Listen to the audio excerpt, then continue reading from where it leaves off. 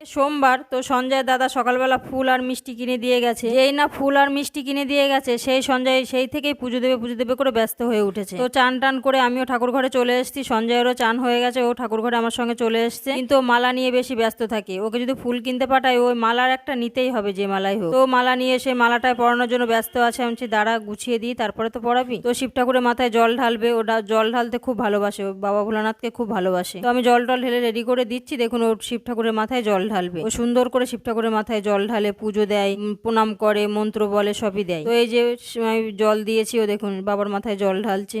দুবার করে জলটা ঢাললো। তো হয়ে আছে কখন মালাটা পরাবে। তাড়াতাড়ি করে জল ঢেলে ও মালাটা নিয়েই ব্যস্ত হচ্ছে যে মালাটা বাবাকে কখন পরাবে। ও মালা পরাতে খুব ভালোবাসে। তো মালাটা পরাতে যাচ্ছিল এক হাত দিয়ে, আমি বললাম না 2 হাত দিয়ে মালাটা পরা। তো 2 হাত দিয়ে দিলাম। ও দেখুন বাবার গলায় মালাটা পরিয়ে দিল। আবার আমি একটা বেল পাতা দিলাম, যেহেতু জলটাও ঢেলেছে, পুজোর ঘরে এসে বসেছে, ও ভালোভাবে আমি একটু পুজোটা দিয়ে দিই। তো বাবার মাথায় একটা বেল পাতা দিচ্ছি। এখনকার বেল পাতাগুলো একটু কেমন মানে সোজা না, বাবার মাথায় ঠিক থাকছে না। তো আমি আবার ঠিক করে দিলাম। ও ফুলের মধ্যে কিছু একটা খুঁজছে যেটা বাবাকে দেবে। ও খুঁজে খুঁজে পাচ্ছে না। তারপর আমি একটা ফুল দিলাম। একটা বড় মালা ছিল ওর মধ্যে, ওটাই খুঁজছে। আমি তখন জানতাম না, পরে বের করেছি। ফুলটা তো ও ঢেলেছে, আমি দেখিনি কি কি আছে। তো দেখুন ও কি সুন্দর বাবার মাথায় ফুল দিচ্ছে। আর ওদের মুখটা নড়ছে দেখেছেন, মুখে মন্ত্র বলছে। ও ওর ভাষা মতো যেরকম পারে ও সেরকম ভাবে বলে। মন্ত্র বলে নিল। আমি বললাম এবার প্রণাম করো ভালো করে। ও প্রণাম করছে। দেখুন আমি মন্ত্র বলে দিচ্ছি, ও প্রণাম করছে।